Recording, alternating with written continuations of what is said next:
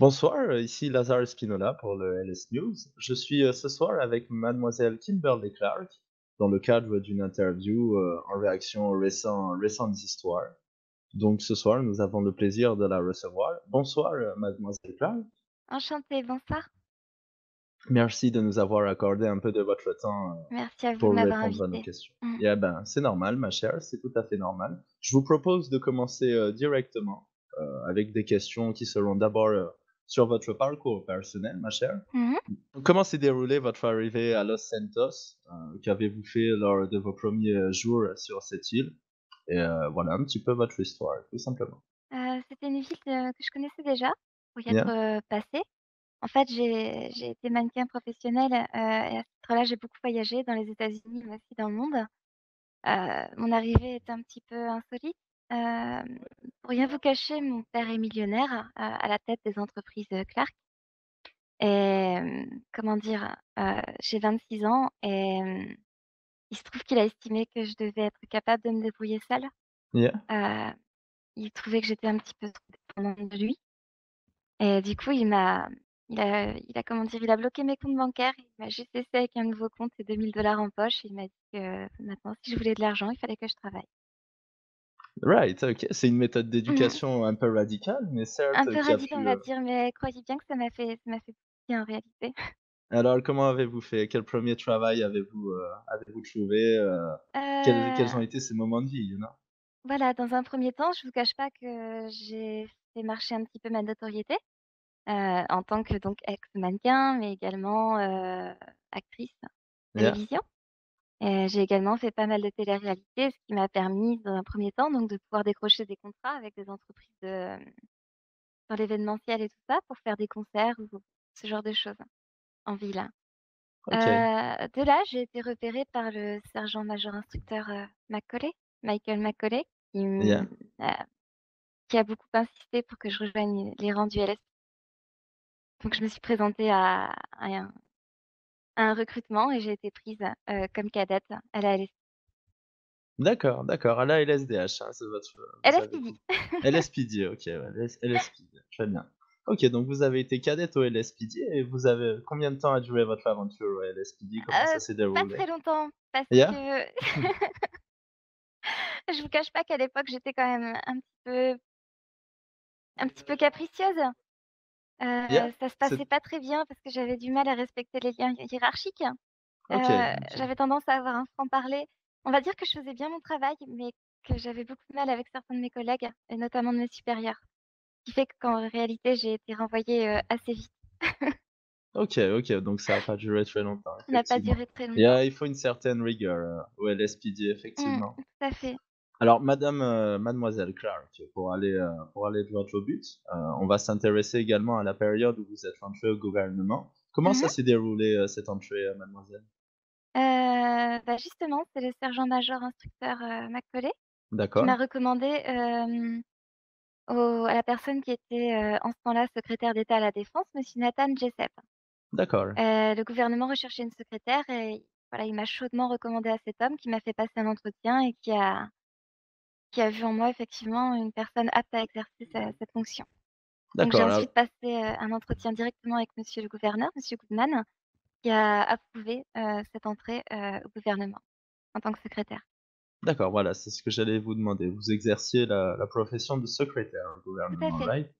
Ça consistait en quoi, dans les grandes lignes? Dans les grandes lignes, à accueillir les gens, déjà. C'est vrai que je suis au bureau à l'accueil et c'est moi qui fais l'accueil des rendez-vous, et cetera. Souvent, vous savez, monsieur Goodman a énormément de rendez-vous dans une soirée. Il a des fois du mal à tenir son planning et voilà, j'étais chargée, vous savez, les choses banales que font une secrétaire, servir des cafés, répondre au Yeah, yeah. téléphone, Oh, prendre les ça rendez-vous. requiert un certain degré de maîtrise, you know, servir un bon café. Ah oui, tout à fait, surtout que je suis très douée, vous savez, pour les cappuccinos. J'arrive à Yeah, dessiner des cœurs avec la mousse. yeah, Et ça service plaisait beaucoup à d'exception. monsieur, oui, tout à fait, ça plaisait beaucoup aux différentes personnes qui défilaient.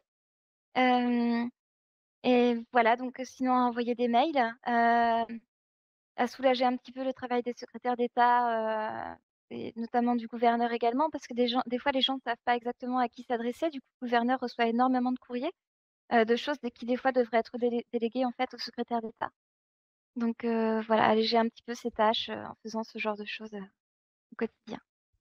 OK, OK, et quels étaient vos rapports avec les agents? Qui fréquentez-vous à ce moment-là? Les agents avec qui vous étiez en contact, régulier, des amis même? Est-ce que vous avez noué des liens d'amitié avec certains dans Je pense l'équipe? que tout à fait.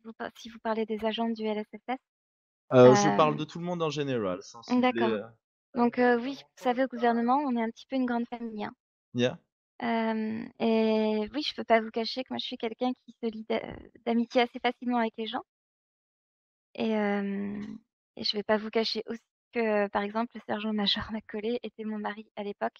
Je dis Bien bien sûr, «était» bien sûr. parce que le mariage a été annulé ce soir même, heu, par, monsieur Goodman, monsieur Harrison et maître Sasaki. Pour quel motif, si ce n'est pas indiscret? Au motif que je pensais pas avoir épousé un fugitif et potentiellement un meurtrier et que mon mari a disparu, il a quitté la ville et je refuse de rester avec ces doutes et de rester associée à ça, en fait. Quoi qu'il se soit vraiment passé, je pense que quand on n'a rien à se reprocher, on ne fuit pas. Donc Donc j'ai vous acceptez, entre parenthèses, l'idée que votre ex-mari, monsieur Michael McCauley, était un meurtrier? je peux pas vous dire que ce soit une conviction. En tout cas, je veux pas être associée à ça, en fait, de près ou de loin. D'accord, d'accord. On comprend tout à fait, mademoiselle Clark, hein. Pour parler un petit peu du sujet, alors vous avez bien évidemment vu, l'interview de monsieur Marcel Fournier, Tout à fait. réalisée par Liam Cain, à laquelle vous avez également réagi en commentaire, ce qui a Mmh. pu nous pousser, dans une certaine façon à vous donner, le droit de parole que qu'on vous avait promis.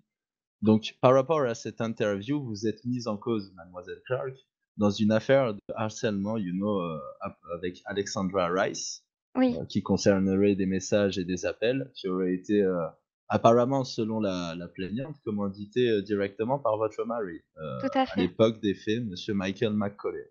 Mmh mh. Quelle version vous avez, quelle est votre version de la vérité dans cette affaire? Qu'est-ce que Je vous avez à nous dire? je ne nie absolument pas, avoir passé ces appels. Je nie pas non plus avoir envoyé le SMS. Heu, Comme je l'ai dit à madame Alexandra Rice, je n'avais pas, spécialement souvenir de ces appels passés. Je veux dire, mon mari était, mon supérieur.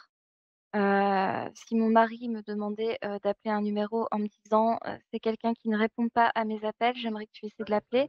Il y a des papiers qui ne sont pas en ordre avec sa bijouterie au gouvernement», bah, écoutez, j'appelais la personne et en justifiant effectivement que j'étais la secrétaire du gouvernement. D'accord, d'accord. Vous l'avez eu en ligne à ces moments au moment des Non, faits? elle n'a jamais répondu à mes appels. Après, comme je vous dis, j'avais aucune idée de qui elle était. Moi, Mmh. sur mon répertoire, elle est indiquée comme gérante bijouterie et voilà. D'accord, OK, OK. Vous appeliez quelqu'un sans savoir, Oui, j'appelais quelqu'un sa fonction, yeah. voilà. OK, OK.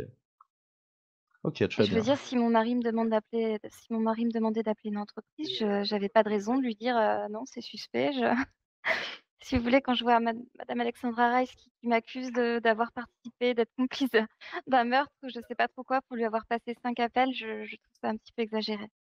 Voilà. Donc mademoiselle, Clark, heu, pour reprendre un petit peu sur la vidéo de Marcel Fournier, vous l'avez consultée, vous-même en entier? Tout à fait, oui. J'ai pris le temps de la regarder en entier et je vous cache pas qu'elle m'a vraiment bouleversée. Et à titre personnel, qu'avez-vous ressenti? Parce qu'il y a énormément fait, mention de votre ex-mari, Tout également à fait. de son acolyte monsieur Sonny Puncharello, Mmh mh. qui était une personne, est-ce que vous le connaissiez, C'était quelqu'un de très proche de moi, pardon. C'était vraiment devenu un ami. D'accord, Il était très ami avec mon mari et si vous voulez voilà, c'était quelqu'un avec qui j'avais beaucoup d'affinités également. comme vous le dites, vous mentionnez le fait que vous étiez une grande famille. Heu, est-ce que Mmh mh. vous, vous avez déjà eu vent de bruits de couloir au gouvernement, sachant la position centrale que vous occupiez? Est-ce que vous avez déjà pu entendre des rumeurs ou des choses qui vous reviennent maintenant, a posteriori des actions et qui vous semblent louches? Comme je l'ai déclaré à la police, heu, je peux pas dire que ça me semblait il y a eu des choses vraiment qui m'ont interpellée. C'est-à-dire? Je peux pas dire que j'ai vu des choses vraiment qui m'ont bouleversée ou qui m'ont semblé, ne pas devoir avoir lieu dans un gouvernement, si vous voulez. La seule chose qui était un peu suspecte à mes yeux, c'était, les réunions fréquentes d'un groupe de personnes qui, a priori, n'avaient pas grand-chose à voir entre eux. Heu, Par exemple, monsieur Fournier donc était, chef de la sécurité, mon mari était conseiller à la défense, Puncharello aussi, mais il se retrouvait à faire des réunions avec un chargé de logistique et Yeah. une chargée d'image et c'est vrai que, la seule Alors chose qui m'a troublée pendant cette période, si vous voulez, c'est que quand j'entrais dans ils avaient l'habitude de se réunir dans une salle, à l'étage -2 et c'est vrai que quand j'entrais dans la pièce pour servir des cafés ou simplement pour venir dire bonjour ou parce que j'avais un peu de temps mort et puis que j'avais envie de voir un petit peu ce qu'ils disaient, ils arrêtaient systématiquement de parler et mon mari avait tendance à me renvoyer un petit peu vertement, ce que je prenais très mal à l'époque parce que je trouvais ça un petit peu humiliant. Je comprenais pas pourquoi, enfin je me disais: «Je fais partie du gouvernement aussi, je vois pas pourquoi j'ai pas le droit d'écouter ces réunions». Et voilà, sur le coup, je me disais juste que c'était, une humiliation et je pense que maintenant je suis en train de me rendre compte qu'il est juste, de me protéger. est-ce que justement à propos de ces étages, parce qu'il y a des niveaux, en dessous de du gouvernement, hein, Mmh. c'est un bunker antinucléaire. Tout à fait. À propos de ces niveaux, vous avez vu dans la vidéo de Marcel Fournier qu'il est fait mention de salles de torture. Oui, alors Est-ce que ça, pour le vous, coup, ça fait voilà, vraiment partie des choses que je peux démentir formellement. Heu, yeah, je veux dire, je pourrais vous les faire visiter sans problème, ces locaux. Il m'est arrivé on m'avait dit que c'était classé secret défense et cetera, mais il y a bien des moments où j'ai été amenée à y entrer et en aucun cas ça ressemble à une salle de torture, si vous voulez. C'est un grand sous-sol. C'est un sous-sol qui potentiellement peut servir de stand de tir également, mmh, mais en aucun cas j'y ai jamais vu quoi que ce soit de louche ou qui ait pu, qui pourrait interpeller qui que ce soit. d'accord, d'accord. Mmh. Également, pour rebondir sur ce que vous avez dit précédemment, la vidéo nous apprend que les intitulés de postes étaient en quelque sorte caducs, que c'était simplement, Factice en effet. factice, yes, tout à fait. Donc qu'est-ce que Mmh. vous pensez de ça? Est-ce que c'est une hypothèse qui vous semble recevable? Est-ce Pour que le coup oui, ouais? pour le coup tout à fait. Par exemple, je sais que monsieur, Benicio Alvarez, heu, Mmh, mmh. Benito, Yeah, heu, Benito, yeah. voilà était soi-disant interprète. J'ai jamais entendu parler un mot d'espagnol, ni vu faire la moindre traduction. Yeah, C'est vrai que Marguerite qui était conseillère en images, j'ai jamais vu spécialement enfin je crois pas qu'elle avait de qualification spéciale pour ce genre de poste. Hem, que mon mari soit à la défense, c'était pas quelque chose en soi qui me choquait, au contraire, parce que c'était une évolution logique pour quelqu'un du LSPD. yeah, Mais, c'est vrai qu'il y avait des postes qui me faisaient tiquer un petit peu. Et j'avais pas l'impression qu'ils travaillaient dans l'enceinte du gouvernement comme ils auraient dû y travailler. Donc pour ma d'accord, part, j'avais yeah, plutôt tendance à c'est vrai que j'avais tendance à les houspiller un petit peu. Je leur disais, «Mais mince, enfin, je vous vois jamais derrière votre bureau, je vous vois jamais avoir d'entretien, je vous vois jamais en rendez-vous» et je les voyais passer un peu plus de temps en dehors du gouvernement que dedans et c'était quelque chose qui à l'époque me contrariait un petit peu yeah, aussi. yeah, ce n'était Mmh. pas une fonction administrative, en quelque sorte. Voilà, c'est ça, alors que, je vous assure qu'au gouvernement, c'est quand même majorité de gras de papier, hein. Mmh mh. Également en parlant de ça, l'affaire, l'affaire de l'officier McFly, Oui. qui était, apparemment selon la vidéo de Martial Fournier, qui aurait été une agente, du LSSS, dans Mmh. un temps très limité et qui aurait été condamnée par une règle qui serait la vie ou la mort, de mourir, pour être tout à fait brutal. Est-ce que vous, Mmh. Kimberly, Clark, vous savez quelque chose à titre personnel qui pourrait peut-être faire avancer l'enquête ou qui pourrait, faire avancer les opinions de chacun sur cette affaire? Comme comme je l'ai également déclaré à la police, Yeah? heu, j'ai été enfin Candy McFly, c'était une amie à moi. Yeah? J'ai été extrêmement affectée par sa mort Mmh. et à aucun moment c'est encore une chose à laquelle j'ai beaucoup de mal à croire que mon mari et Puncherulo puissent être mêlés à de près ou de loin à sa mort. OK. Donc, concernant également une révélation, de la vidéo de Marcel Fournier, alors, juste ou fausse, c'est à la justice de le déterminer.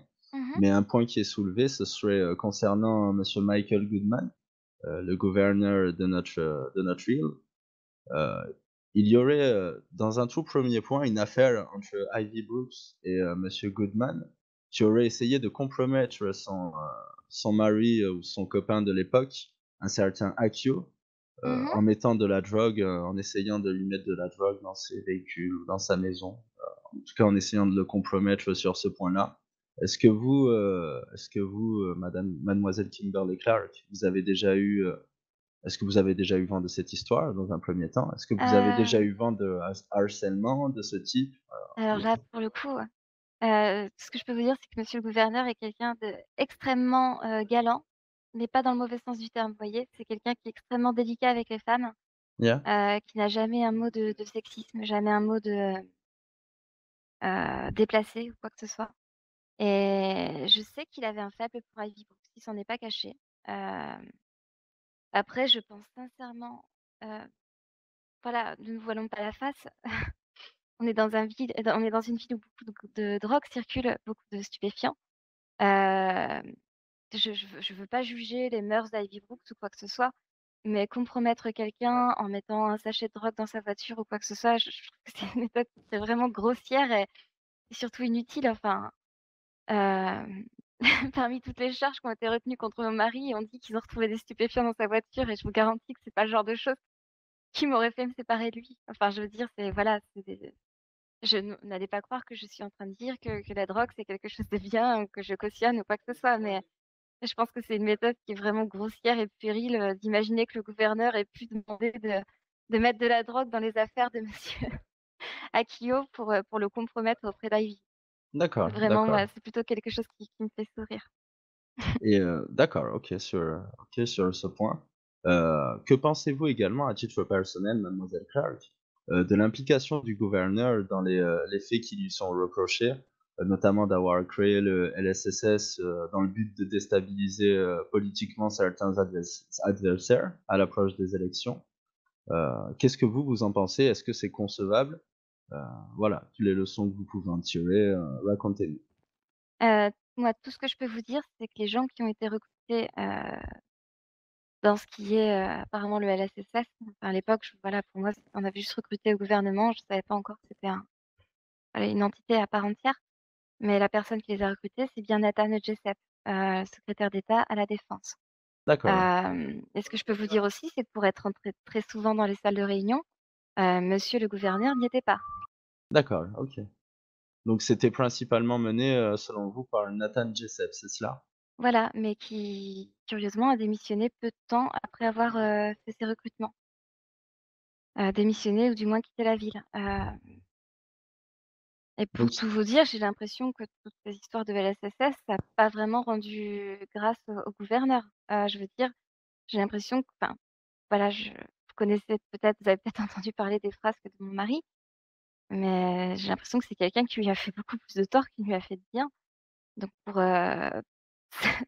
si le gouverneur avait vraiment recruté ces agents-là dans le but de d'intimider ou quoi que ce soit, je pense qu'il soit il s'y est très, très mal pris ou alors vraiment c'est tirer une balle dans le pied parce que c'est vraiment enfin vous voyez? yeah, yeah, je comprends tout à fait votre point de vue. Après, effectivement, les événements ont pu déraper, mais dans l'approche du début, c'était, voilà, c'était dans ce sens que j'orientais, la question. Mais Mmh. je comprends également votre réponse, yeah. Donc selon vous, monsieur Goodman, lui, serait quasiment, absent de participation dans le LSSS, si je Non comprends bien? associé en tout cas à ce genre de Non choses. associé, yeah, OK, Mmh. OK, OK, très bien, très bien. Vous dites bien que c'est monsieur Jessup qui a créé la cellule LSSS et qui a engagé les personnes qui y appartenaient. Mmh. Mais est-ce que, vous avez déjà entendu, monsieur Goodman, s'opposer au LSSS, à sa création, à sa et est-ce qu'il a déjà envisagé de le démanteler? Parce que vous dit clairement au final, c'est pas un groupe qui lui a apporté beaucoup de bien, en termes d'image. Est-ce qu'il a déjà pensé à remédier à ce problème? C'est quand même le gouverneur de Californie. Pour tout vous dire, non, je peux pas vous dire qu'il soit opposé à la création du groupe. Je suis même pas convaincue qu'il avait connaissance du groupe en question, pour tout vous Mais dire. ces gens-là, ils exerçaient dans ces locaux. Je veux dire, vous parlez d'étagement 2, c'était Oui, mais ils exerçaient pas en tant que, agents d'élite ou je sais même pas trop quel était le titre qui leur était prêté exactement, à titre, officieux. Ils avaient des tâches officielles au sein du gouvernement. Peut-être qu'ils les effectuaient, peut-être moi je les voyais pas beaucoup travailler là-dessus. Je vous dis le chargé de logistique éventuellement, s'occupait quand même bien des véhicules et cetera, par exemple. Mon mari s'occupait de tout ce qui avait trait à la défense et ce genre de choses. Voilà, je vous dis Marguerite de Drancy, je l'ai pas beaucoup vue conseiller le gouverneur sur son image, par exemple. mmh. Mais je sais pas dans quelle mesure monsieur le gouverneur était conscient de ce qui se tramait au gouvernement. Comment ça, il était conscient? Je veux dire, ça se passait dans ses locaux, c'est des gens qui étaient conseillers, qui figurent dans l'organigramme officiel. Il était quand même conscient de leur participation, au sein du gouvernement. Oui, mais pas forcément de leur participation au sein d'un groupuscule, nommé LSSS, qui sont accusés de ce dont ils sont accusés. Pourtant, dans ses déclarations officielles, Monsieur Goodman, il dit clairement que il est jamais dans aucune de ses déclarations, il adopte une posture, défensive, comme quoi il était opposé, à la création de l'SSS ou il a pensé au démantèlement. Il n'a jamais nié non plus son existence. Il a juste dit à chaque fois: «Ce n'est pas moi, c'est monsieur Joseph qui a mis tout ça en place». Oui, ça c'est une réalité, oui. D'accord, d'accord. Mais vous avez jamais vu, vous, dans le cadre de vos fonctions en tant que secrétaire, monsieur Goodman s'opposer à l'existence de ce groupe? Non, je l'ai pas vu sauter effectivement. D'accord, très bien. Voilà, c'est tout pour moi. Je crois qu'il l'a démantelé Non, non, quand les non, il a été démantelé suite à l'enquête, menée par la Cour suprême. voilà, c'est ça. C'est pas, une décision c'est pas une initiative, de Goodman de démanteler le groupe. D'accord, très bien. Voilà, c'était tout pour moi sur cette question-là. Merci. Bon, bah, pour finir sur le sujet, du LSSS, vous, qu'est-ce que vous en pensez maintenant avec les éléments de l'enquête? Est-ce qu'il y a des choses, sur lesquelles vous souhaitez revenir et qu'on aurait peut-être éclipsées? Non, je voudrais juste ajouter que je suis extrêmement inquiète pour madame, Marguerite de Drancy, qui a disparu depuis presque une semaine maintenant, qui était une amie et pour laquelle je suis extrêmement inquiète parce qu'il y a une enquête en cours, mais il y a toujours pas de ses nouvelles. Elle faisait partie du LSSS également et elle a disparu avec son petit ami. Donc j'en profite pour passer un message. Si quelqu'un l'a vue, si quelqu'un a des nouvelles, j'aimerais vraiment qu'il nous en fasse part. Hem, J'aimerais aussi ajouter que j'aimerais que les gens arrêtent de fantasmer sur ce qui se passe au gouvernement, sur le gouverneur et cetera. Je veux dire, on lit tellement de choses sur les réseaux sociaux tous les jours que ça en devient affligeant. À croire que le gouverneur, c'est quelqu'un qui se réunit tous les soirs avec sa table de conseillers, qui se frotte les mains en se demandant comment il va bien pouvoir, anéantir le monde et vous savez un peu à la Monsieur Burns quoi. Alors que c'est quelqu'un qui, pour les gens qui le connaissent, heu, intimement ou professionnellement, vous voyez, qui ont déjà eu affaire à lui, tout ça, c'est quelqu'un de charmant, c'est quelqu'un qui donne à 100 pour sa ville, c'est quelqu'un qui n'a presque plus de vie privée, hem tellement il passe de temps, au gouvernement et hors gouvernement à gérer toutes ces affaires d'État. Il travaille même d'ailleurs tellement bien qu'on a reçu des ordres des autorités supérieures de ne plus ouvrir d'entreprise actuellement parce qu'ils sont complètement débordés par le travail accompli sur Los Santos. Hem, voilà, je voudrais que les gens, apprennent à juger, en toute connaissance de cause au lieu d'écouter des ragots sans arrêt, de se baser sur des non-faits et d'avoir des opinions, enfin de se laisser manipuler par des gens mal intentionnés et tout ça, ça devient extrêmement pénible. Hem, de lire autant de bêtises et de mauvaises attentions et de malveillance, sur les réseaux sociaux. Voilà. Thank you, ma chère.